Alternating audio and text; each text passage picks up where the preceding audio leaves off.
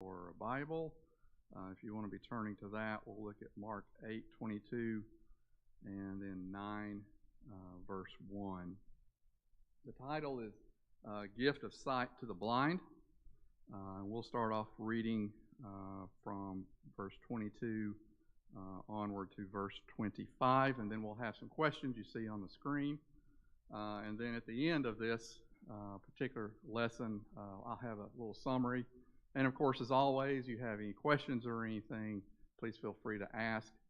And my intention is I will try to echo what you're saying so that other people here, and particularly on our YouTube channel, can understand, because sometimes they don't hear the question. So I may repeat the question, so don't think I'm trying to do anything other than just making sure that everybody hears your question.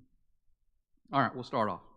They came to Bethsaida, and some people brought a blind man and begged Jesus to touch him. He took the blind man by the hand and led him outside the village. When he had spit on the man's eyes and put his hands on him, Jesus asked, "Do you see anything?" He looked up and said, "I see people. They look like trees walking around." Once more, Jesus put his hands on the man's eyes. Then his eyes were opened, his sight was restored, and he saw everything clearly. Jesus sent him home, saying, "Don't go into the village." Interesting story here, isn't it? So that raises a couple of questions that you'll see on the screen. First one is, why did Jesus take the blind man out of the village before healing him?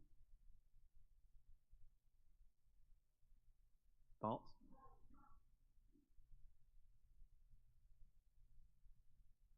You see interactions with Jesus in these miracles as transcribed in the Gospels. You know, just different ways that Jesus heals people, and there's always a lot of supposition. What is he doing? What is he intending? And unless the Gospel particularly says why he did something, we just kind of have to read into it. So, particularly in this case, he wanted to have just a one-on-one interaction, perhaps. And you'll see later in these chapters that sometimes Jesus would say, "Don't tell anybody." We're going to get to one of the most amazing historical miracles recorded in the Bible. Yeah, yeah. And oftentimes, Charles said the crowds were swarming. Oftentimes, Jesus would say, "I just want to, we'll talk about this later. This will come out later. I just need to do something right now." So he just wanted to have perhaps just one-on-one time with this particular gentleman. So why do you think a second touch was needed? You find that interesting? How many times not only Jesus but the apostles, when they healed someone, it was instantaneous. It could even be remote. But in this particular time, twice. What happened the first time? One thing, it says that he spit on the man's eyes and put his hands on him. Jesus didn't have to do that. He didn't have to spit on him and then lay his hands on him. Like I said, there did not have to be any physical interaction there, right? Yeah, Steve.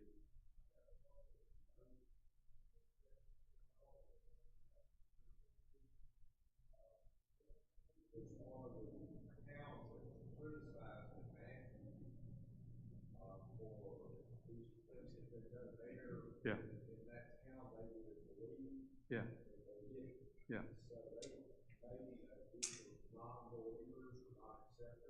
Right. Right.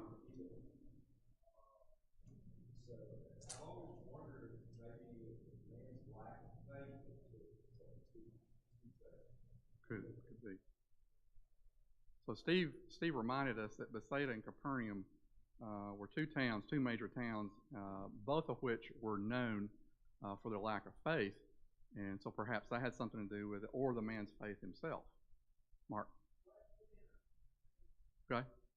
Is this the miracle that in one of the other gospels he spits and makes mud and Right. puts in somebody's eye? That is a different one. That's a difference. Okay. Yeah. Interesting. Here's what I'm wondering about. I got new translation. And it says further that he spit on his eye. Yeah. I'm assuming he didn't touch it. I'm assuming he went in there and spit in the man's eye. But in verse 25 it says, doesn't mention spit, it says placed his hands on him again. Yeah. So he must have somehow touched him that first time. Yeah. Maybe with spit in his hands. Yeah. And that second time, retouched his right. eye. I can't think would say he was half healed. Right. Because that kind of takes away from, to me, that takes away from the majesty of Christ. Yeah. His divine being. Yeah. But I couldn't think of another miracle that was ever like this. Exactly. That there was stages. Yeah. Yeah. So there was, the first time, I mean, he was evidently completely blind. And I find it interesting that he knew what trees were. Because he said, I see people and they look like trees. It's kind of like, oh, okay. So we can go deep into this rabbit hole of like, oh, how do you know what trees look like? And so then he touched him again, and his visualization became complete. It was 100% at that point. So it was just interesting that he went through that process, and it says, why do you think a second touch was needed to give the man his sight? Don't get entrapped by that word needed, okay? Perhaps it was, like Mark said, perhaps it was a lack of faith, and Steve said as well, that he had to get to stages. It's like, what do you see? All right, now I'm going to completely take you through the process and heal you. He didn't have to do that. That wasn't necessary. That's just what Jesus decided to do. Mm-hmm. Yeah. That's what I kind of wonder if he, by him saying, I see people, they look like trees walking around. So how would he know what trees look like? But,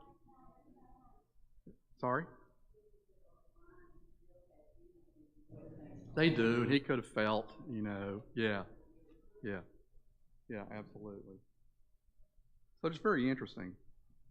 And here's a point for us. What events in your life required a second touch before fully understanding our meaning of it? Have things happened in your life that it's like, oh, okay, I get it now. Mm-hmm.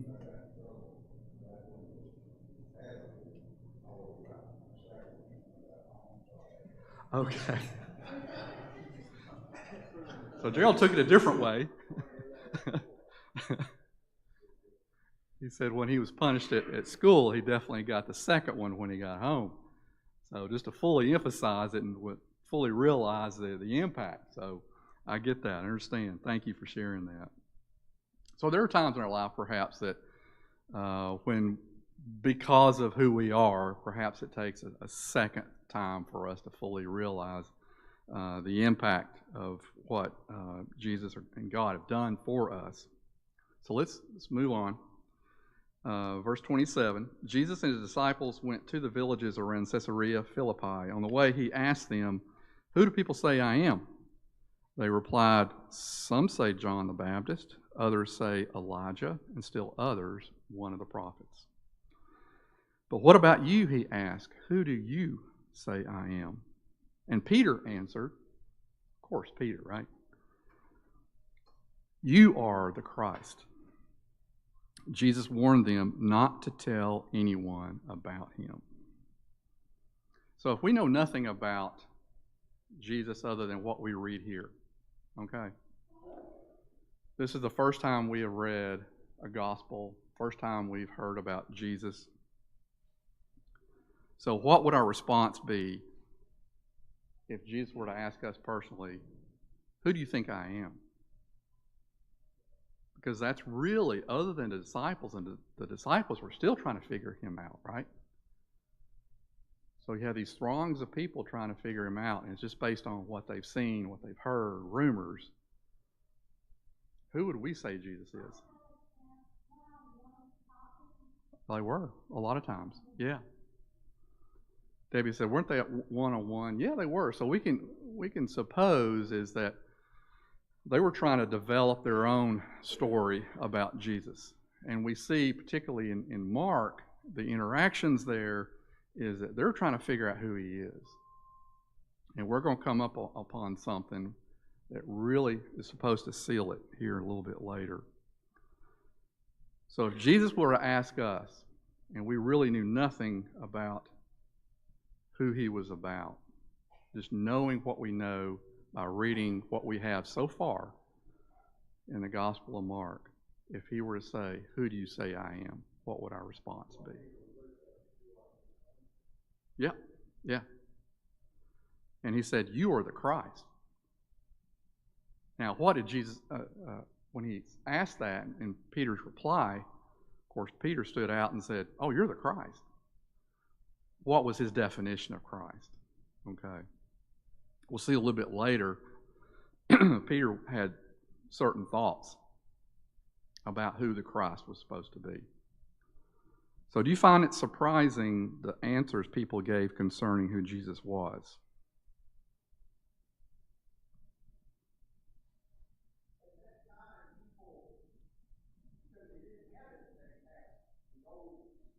Mm-hmm.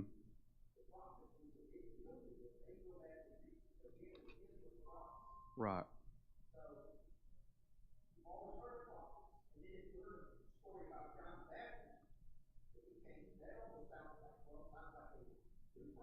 Yeah.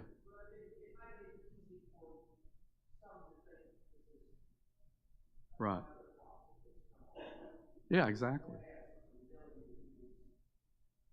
Yeah. So there were other other prophets, and perhaps they thought they were mistaking Jesus for them. Um, so they were still trying to figure out their story, right, of who Jesus was and what he was here to do. Why did Jesus not want it told that he was the Christ? Okay.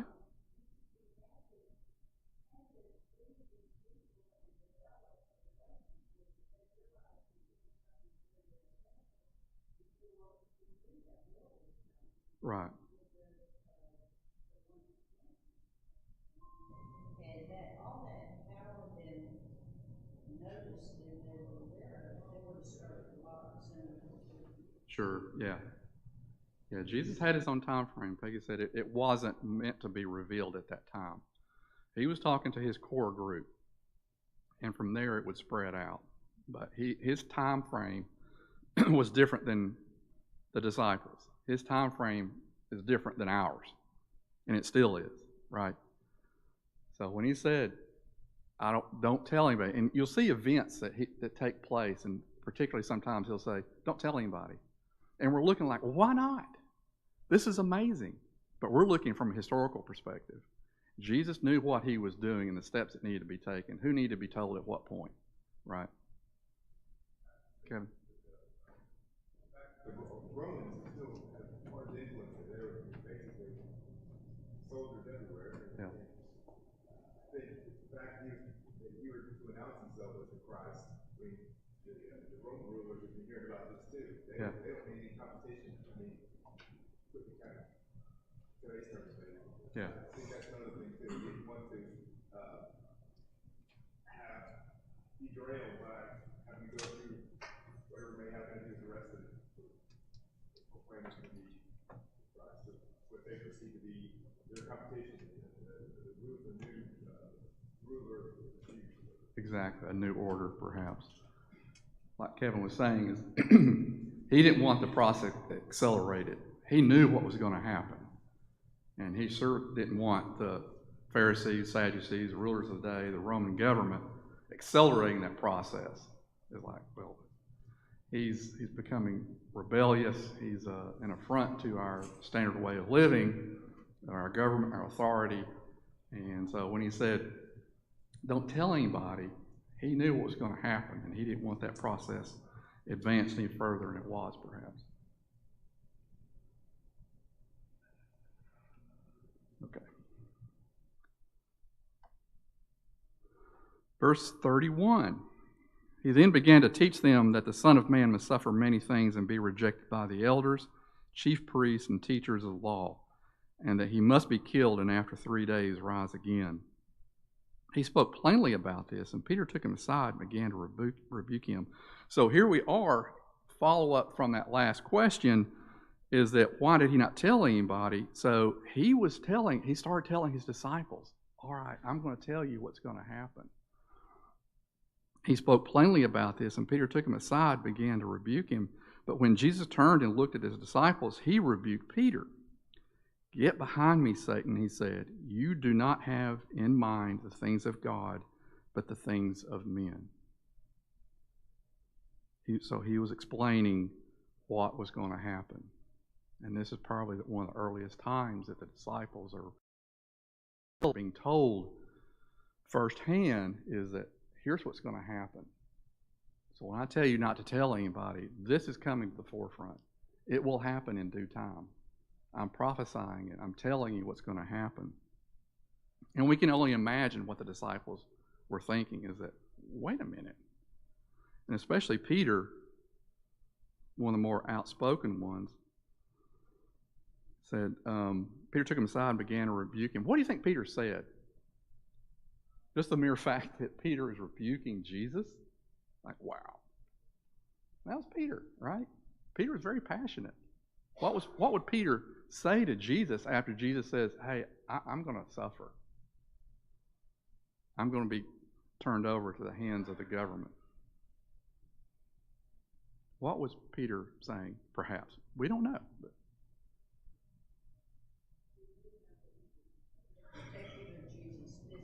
yeah. Peggy said he was very protective of Jesus physically. We see that later on. But rebuke is a strong word. So I think just out of turn, Peter might have said, what are you talking about? No, that's not going to happen. I'm here for you, right? We're going to protect you.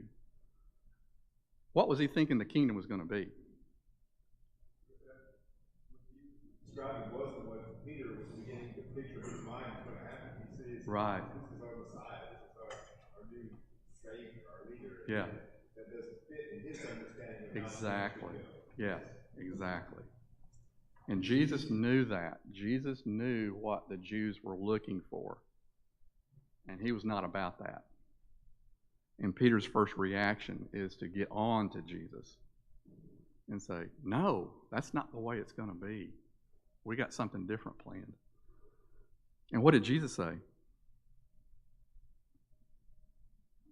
Get behind me, Satan. You do not have in mind the things of God, but the things of men.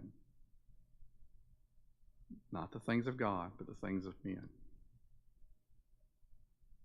Because Peter had said, here's what we're going to be doing, right? And Jesus said, no, that's not the way it's going to be. And he, in turn, it's interesting that at least the translation has both of them rebuking each other. So, Jesus turns around and rebukes Peter, saying, get behind me, Satan. Why would he use that word? Get behind me, Satan. Where have we heard that phrase before?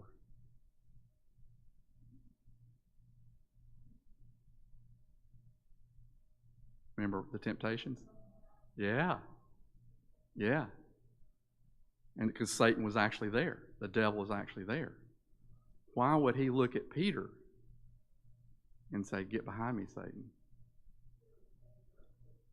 Okay.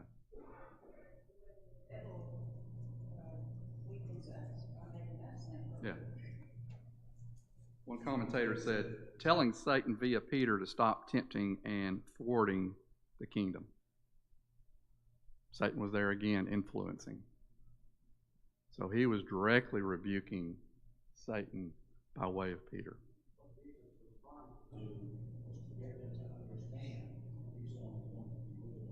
Right. Yeah. Yeah. Jesus had a plan, and that was a kingdom plan. That plan was going to go into force no matter who said it or who tried to thwart it. By Peter saying, no, we've got a plan, and Jesus just shut that down, right? He said, get behind me, Satan, because Peter was being influenced by someone else. All right, anybody else? Good. To try to get contempt of Jesus. Yeah. Yeah. I mean, you have to really think highly of yourself if you're thinking you can Definitely. Walter said that Satan definitely had to have a lot of confidence thinking he could tempt Christ or influence Peter to try to change his mind. He knew he couldn't change his mind, but he was going to try every which way. As lessons for us, for sure. All right, verse 34. Then he called the crowd to him along with his disciples and said, if anyone would come after me, he must deny himself and take up his cross and follow me. For whoever wants to save his life will lose it. But whoever loses his life for me and for the gospel will save it. What good is it for a man to gain the whole world, yet forfeit his soul? Or what can a man give in exchange for his soul? If anyone is ashamed of me and my words in this adulterous and sinful generation, the Son of Man will be ashamed of him when he comes in his Father's glory with the holy angels. And he said to them, chapter 9, verse 1, I tell you the truth, some who are standing here will not taste death before they see the kingdom of God come with power. So here he's telling the crowd there, you have to deny yourself if you're going to follow me and take up his cross and follow me. You think they understood that? Not necessarily, but when he said take up his cross, I think he was foretelling the future for one thing. But this is the Roman government. Right? These people have seen a lot of crucifixions, and they knew how it was handled, and they knew that the burden, picking up a cross, could have been very impactful from a symbolic standpoint. So when Jesus said, if anyone would come after me, where do you think the disciples thought that would lead?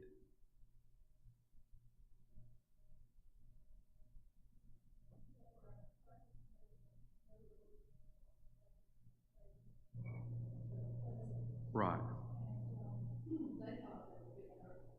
Uh-huh. Yeah. Right. An earthly kingdom versus a spiritual. So if you'll deny himself, take your cross and follow me, that probably was more like, yeah, I'll follow you. Are we joining an army? What type of government is this going to be? So this was a very difficult process that Jesus was trying to lead his people and his followers into understanding. Is it true that one who wants to save his life will lose it? How so?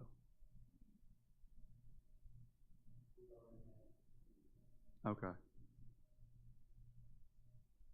If you want to save your life and lose it. And he talks about that. He said, what good is it for a man to gain the whole world but forfeit his soul? Or what can a man give in exchange for his soul? So if you're pursuing life, he said eventually you're going to lose it. But if you're not ashamed of the gospel and you deny yourself, then there's where the reward's going to be. This is completely opposite of people's thinking, and perhaps it's opposite of our thinking as well, right? We're here to help ourselves and help everybody else, but ultimately, self-denial is a difficult human thing to do, right? Right. Bit presumptuous, Charles says. Self-denial is a difficult process. So that's what Jesus was trying to tell them, is that you have to suppress that urge to achieve your own goals and let me guide you. Self-denial is a big thing for Jesus. He says if you want to save your life by doing everything you want to do on your own, then it's just not going to work out.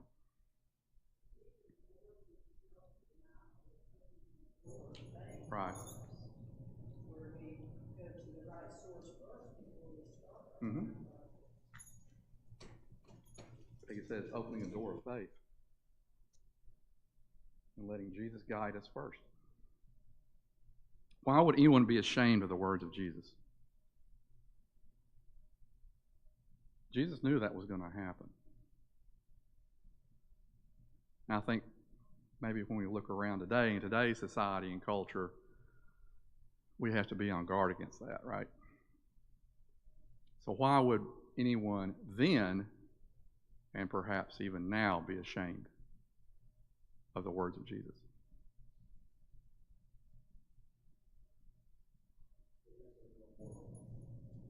Do what? The whole phrase about give up your life. Yeah. When I was watching the first season, part of the second season of The Chosen, these men left their work, family, Yeah. and did that. Right. When I become a Christian, I don't give up my life.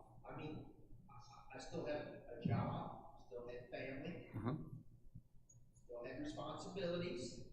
It's hard for me sometimes to think about what they gave up as apostles and disciples compared to my life. Right. But I think I have to sacrifice a lot to do. I know we all sacrifice things, but not like what Not like they did. I was reading Acts 1 recently because of our new reading. There was like 120 people there waiting for whatever was going to happen after he ascended. Yeah. They just shut everything down, male and female. It was more than the 12. It was all these other people. It's just hard for me to grasp. Yeah.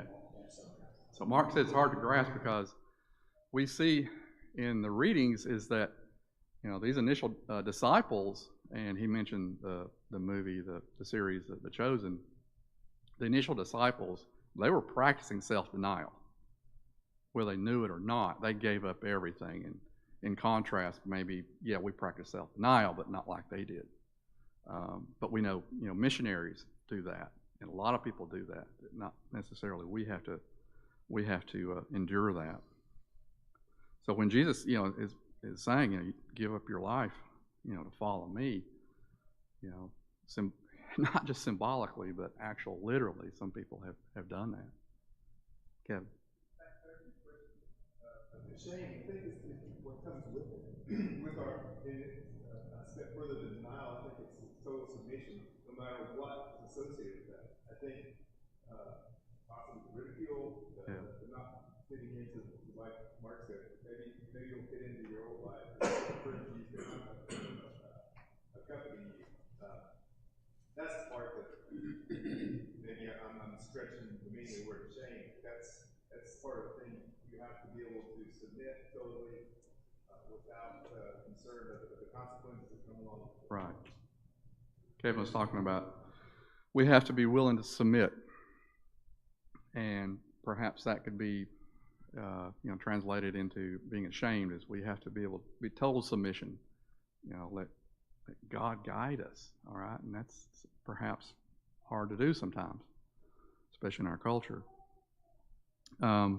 Okay. Anybody else? All right, we'll move on to Mark 9, verses 2 through 29. And this is titled The Transfiguration. Okay. So we'll start reading, and this is just an amazing account. One of the most amazing historical and miraculous events in human history, in the world. After 6 days, Jesus took Peter, James, and John with him and led them up a high mountain where they were all alone. There he was transfigured before them. His clothes became dazzling white, whiter than anyone in the world could bleach them. And there appeared before them Elijah and Moses, who were talking with Jesus. Let's stop right there. So he took Peter, James, and John, took them to a mountain. There he was transfigured. What's your definition of transfigured?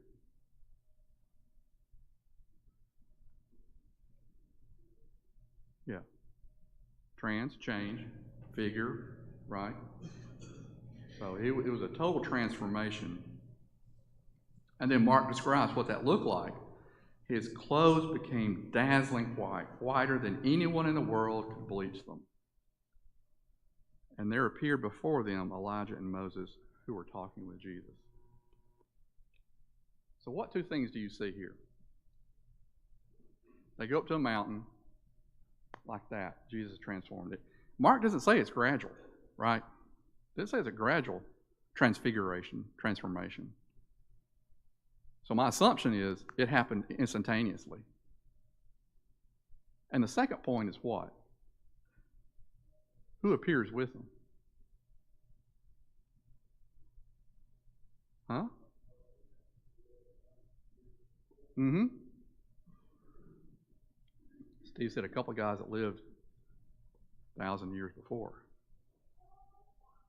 People who were, these guys were major historical figures, right, in Jewish history, both Elijah and Moses.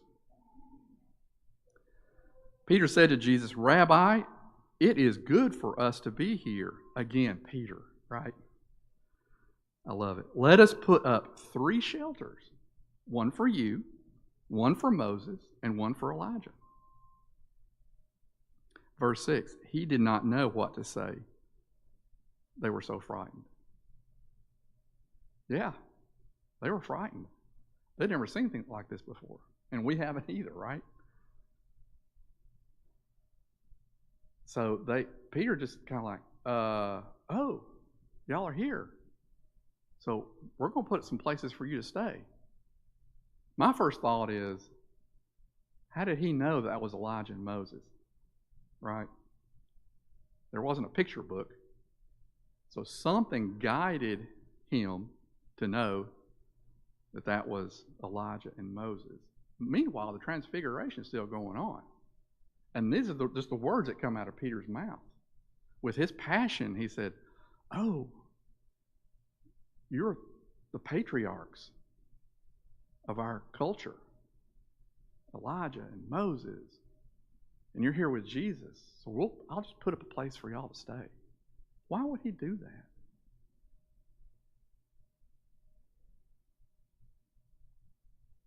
One of the biggest events in history, before or since, the Transfiguration. And Peter just says, I'm going to take care of you. I'm going to put y'all places to stay. Why?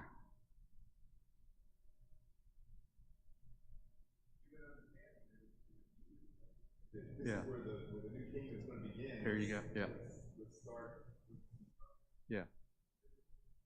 Kevin said, if this is the place where the kingdom's going to begin, they're here, they need a place to stay. They just appeared.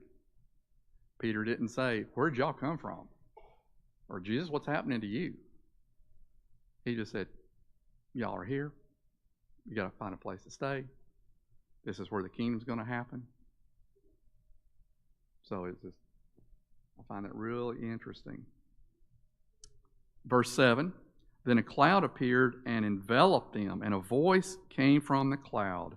This is my son, whom I love. Listen to him. What was that voice? Who was that? God, right? Absolutely. So take a moment. That's the first question. What do you think it would have been like? Put yourself in those guys' shoes, just for a moment, and try to visualize. And what would your reaction be? We know what Peter's reaction was. I give credit to Peter. I'd be at a loss for words. I really think I just don't know what I would say. But just think about that for a moment. And then secondly, and we've already talked about what do you think Peter intended when he suggested building shelters. What was God's message to the disciples and to us?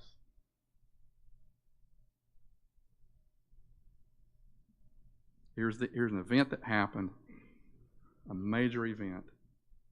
I have proven to you guys that he is who he says he is through the transfiguration, through the appearance of Elijah and Moses. And therefore, he's my son. I love him. Do what he says. Okay? Peter, don't rebuke Jesus and say, no, that's not the plan. Listen to him. Just an amazing event. All right, first bell, we'll continue on as far as we can. Suddenly, when they looked around, they no longer saw anyone with them except Jesus. As they were coming down the mountain, Jesus gave them orders not to tell anyone what they had seen until the Son of Man had risen from the dead. They kept the matter to themselves, discussing what rising from the dead meant. So they came off the mountain. Jesus said, "No, quiet." Again, there is a time frame. There's a time and a place that this stuff will be revealed. You don't do it now. Wait till I'm risen from the dead. They did. Because God had just said, listen to what he says. And if he says don't say anything, they're not going to say anything. But they're talking among themselves thinking, there he said it again. We talked about the crucifixion. Now he said he's going to rise from the dead. All the while Jesus is going, in time, boys, in time. I'll let you know. Verse 11, and they ask him, what do the teachers of the law say that Elijah must come first? And Jesus replied, to be sure, Elijah does come first and restores all things. Why then is it written that the Son of Man must suffer much and be rejected? But I tell you, Elijah has come. And they have done to him everything they wished, just as written about him. So first question is, let's see, I need to advance this a little bit. Why would Jesus order them not to speak of the event until after his resurrection? You get a time frame. What do you think the disciples asked about Elijah on the way down the mountain? Why did they bring up Elijah? I find it interesting they focused on Elijah. Moses was there too. Prophecy fulfilled, right. If you look at Malachi 4:6, Elijah came to reconcile Israel's relationship. And things didn't work well with Elijah. So did John the Baptist, which was symbolic of Elijah, to restore all things. Both Elijah and John the Baptist were persecuted. John the Baptist got the worst of it. What happened to John the Baptist? He was beheaded. Okay. So when Jesus said Elijah did come first and he restored all things, there was reconciliation, but he was persecuted for it. So the Son of Man has to suffer a lot and be rejected. But I tell you, Elijah has come. Because of, some people thought, well, this John the Baptist is the reincarnation of Elijah. And he said, symbolically, John the Baptist laid the pathway for him. So to what did Jesus' comments about the treatment of Elijah point?